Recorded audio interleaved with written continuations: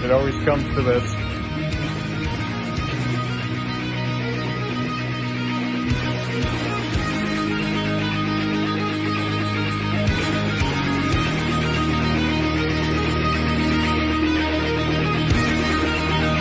More nice shit.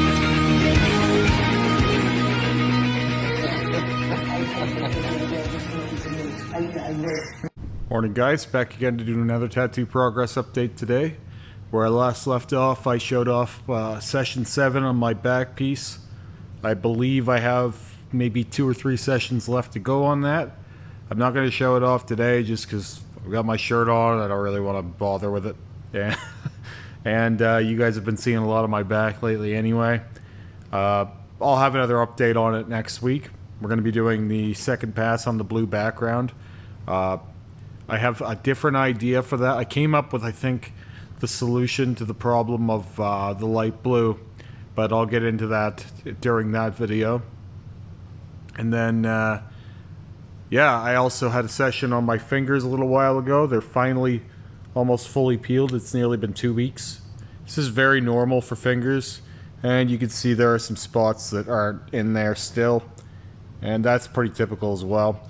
We didn't really make much progress on my fingertips, like realistically at all. My knuckles got a little benefit, but my pinky really didn't take. The thumb, however, that thumb took it like a champ.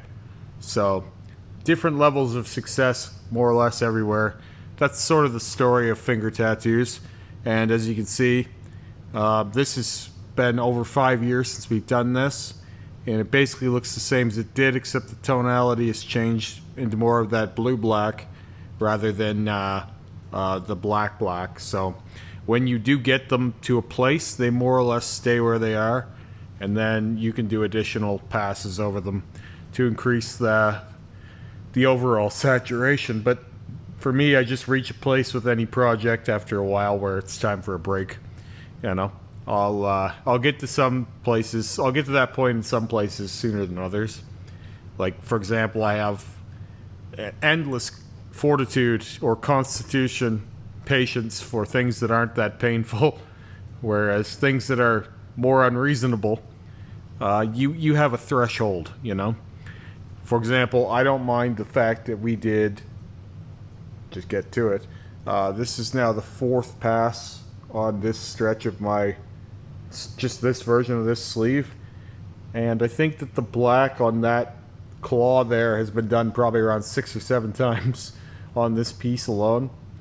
I don't really even know why he bothered with it, because he didn't fill the color in, but Rick laid out the black so that when we come back down there, you can put the white and beige tones in that claw, which is fine by me. Like, realistically, like so whenever I see someone putting numbing cream on their arm, and sometimes it's someone's first tattoo or something, it's like there isn't that much easier in life than that. Like, there really isn't much less pain that you can experience in life than getting your arm tattooed.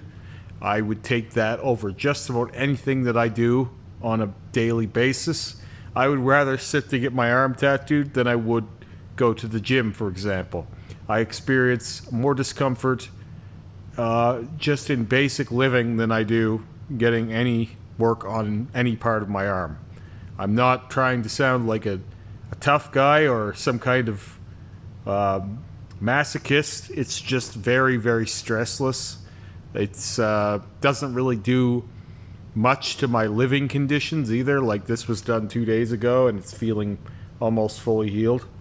There's almost no like drawback to it, and I just think that, especially if you're doing something like your first tattoo, don't use numbing cream. You should at least get comfortable with what it feels like. You should have some cursory awareness of what the experience of being tattooed is like if you want to wear tattoos.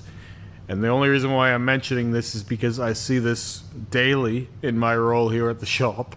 People will have no work and they're already going to numbing cream because they think that they're going to like it without even trying it, or not going to like it without even trying it. Now, don't get me wrong, I don't think that most people enjoy being in pain necessarily. It's just that You know, you might be tougher than you think you are. Why do you just go from the hop, assume you can't handle it? I think that's part of the problem in our world today is people just assume they're not strong enough to do much of anything. I see it all over the place.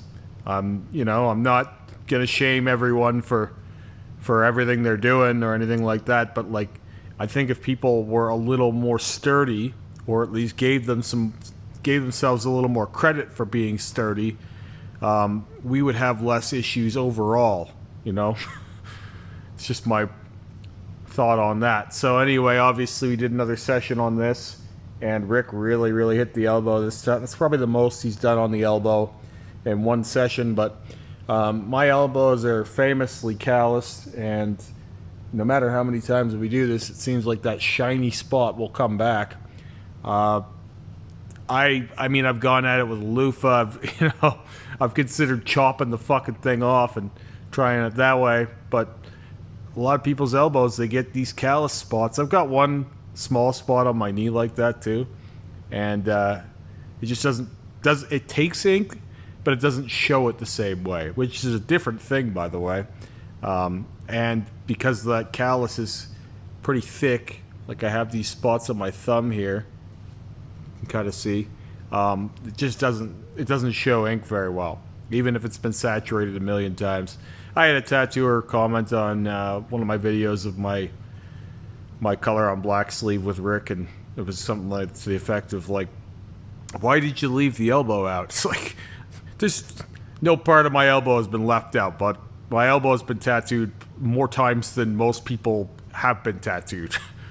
It's just maybe a problem of oversaturation, and some spots of the body take more gradual damage than others. It's possible, or just the fact that a lot of people have dry as fuck elbows, and what we're doing is pretty insane. You know, it would be unrealistic. For example, I've talked about this on a Reacts episode, but imagine the difficulty of doing a palm tattoo. Now let's say we're doing a color on black palm tattoo.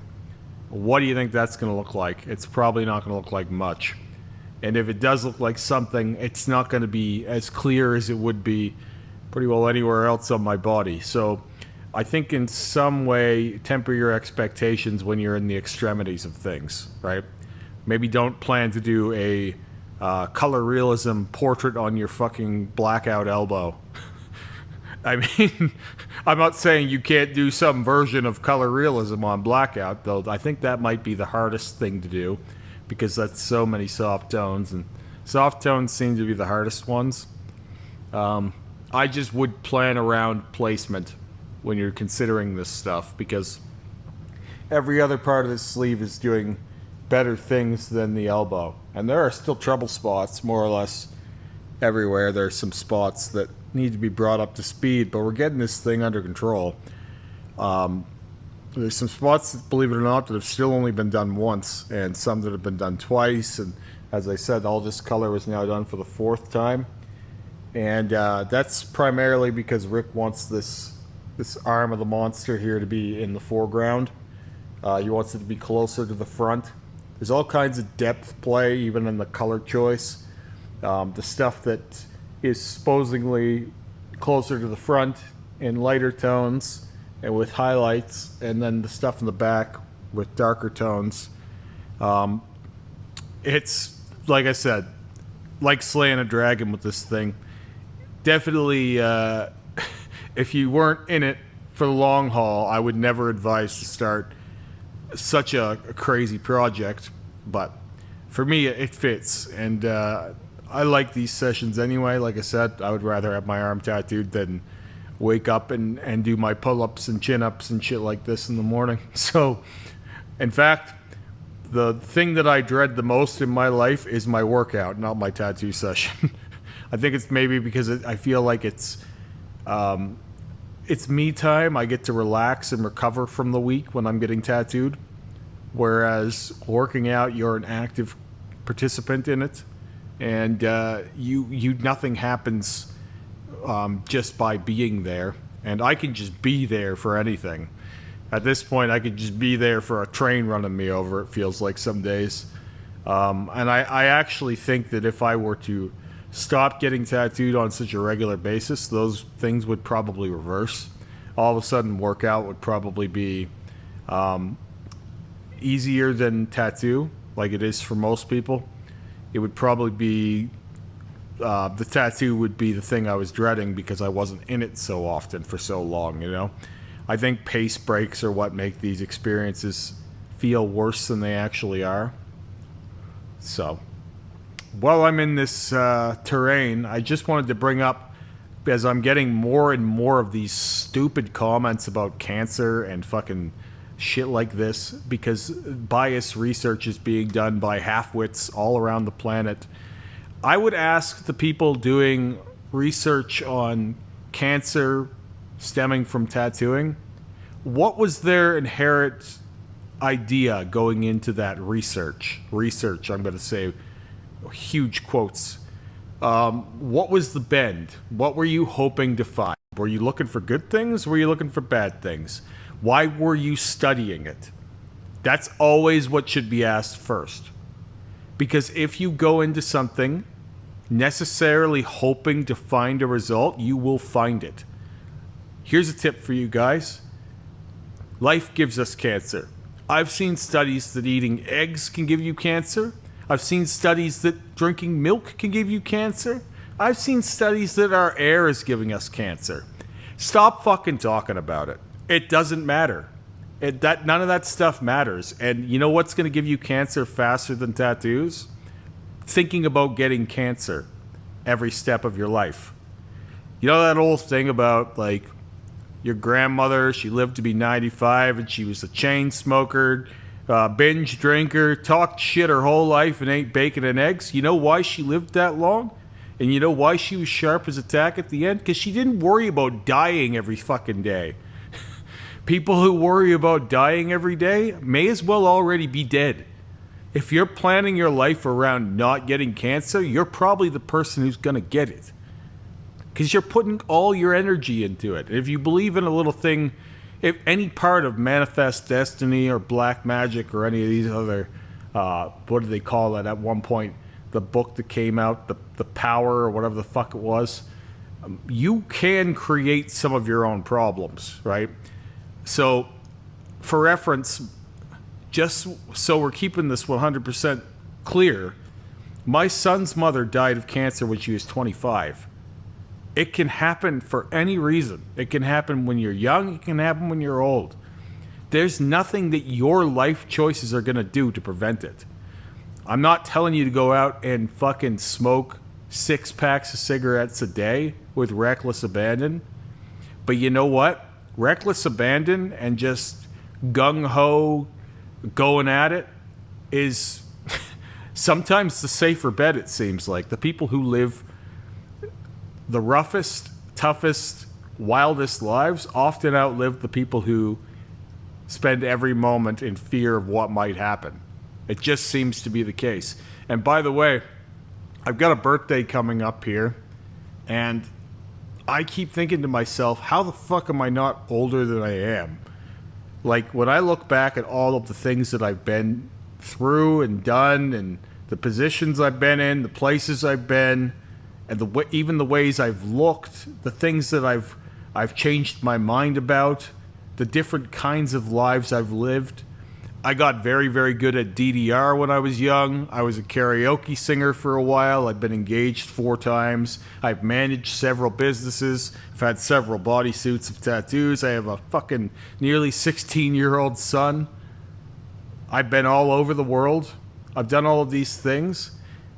And I feel like I should be older than I am. I'm not afraid of getting older. I feel like, how the fuck has it only been as long as it's been? I feel like I should be 65. That's the kind of life you should be living, where it's like you're not worried about how old you're getting. You're surprised how young you still are, how much time there still is. There's a lot of things you can do with your life. There's a lot of life to live. Look, I was fat when I was young. I was rail thin a few years ago, and now I'm in the best shape of my life. I've been all over that spectrum, you know. I'm not bragging about all my accomplishments. It may seem like that. I'm trying to paint a picture of around life where I had 4 days off this week, which seemed like a fucking eternity, by the way. I can't wait to get back to work, to be honest. And I spent a lot of time playing the Elden Ring DLC because I also like video games, you know? I've got all kinds of interests. I've got all kinds of passions. None of those passions are sitting around hoping I don't get cancer or hoping I don't get sick. And I think you can poison yourself if you spend your whole life thinking that way. You will get sick if you think you will. You will die young if you think you will. Now, all of this said, I could walk out the door, start my car to go home, to lay in bed with my beautiful wife when I'm done making this vlog at 4:30 in the morning, and I could be fucking struck by lightning or run over. A car could just slam into the side of the building and I'm dead. And you know what I can say that a lot of people can't say is, I don't have any regrets. I have zero regrets because every day was spent doing things that I wanted to do with little to no regard for what it might cost me when I'm 82 fucking years old. If I make it that long. Which, by the way, if I did, would be a fucking blessing in its own right. I'm also not considering what all of these things may do to me when I'm 95. What all of these things I did when I was alive are going to do to me when I'm in the fucking grave. Right? That's not how you should plan your life. I don't know who needed to hear this, but if you're sitting there building a life around supposed safety from the end, stop it. You're gonna die one day anyway, and none of your best laid plans are going to help you then. Do what you want to do now. Do it as hard and as often as you want, with little to no moderation, within reason, within your budget, within your well-being, you know? Whatever you can afford psychologically to give to your passions, do so. Do not be dissuaded by these fearmongers and social parasites that will tell you that your decisions are going to lead to consequences, you know? Because as I'm speaking this, I don't know of a human who's had more tattoo work than I have. I don't. I'm done playing games with this maybe thing. You can watch hundreds of videos, thousands of hours of tattooing just in the last 5 years from me. That's out of the fucking question that I have the most work on me. So I should be an authority on this when I tell you I've had zero health issues because of this, haven't been sick in 10 years, and even when I do get a slight cold, I'm better in no time. Like, when was the last time I missed an upload? And this is just a side hustle. This my life doesn't fucking skip a beat. My wife the other day told me I'm the most routine person she's ever fucking met. Everything is systematic with me. Nothing loses a step. It's always going up. If I go on holiday, these videos are going up anyway. You can't do that if you're fucking dying all the time. You can't do that if you're falling apart all the time because you're sick from getting tattooed. None of that is a fucking thing. So I would be very curious where these researchers are getting their evidence, because life gives you cancer, not tattoos. Life will kill you, not tattoos. And there are no deaths related to tattooing. I'm going to put a real heavy fucking emphasis on that. What is the nature of the research being done? Is it to try and find good things? Because the only real evidence that's been found is that tattoos actually boost your immune system, and it makes sense, right? Like anything else. If I do a whole bunch of fucking push-ups, I might get a little stronger. If I do nothing, I'll probably get weaker. That's how our immune system works too, you know? So it stands to reason. Anyway, I'll be talking to you guys here again soon. I've got another session coming up with Terry this week, and it's just a short one, but it'll be an impactful one. So anyway, I'll talk to you guys again soon. Have a great day.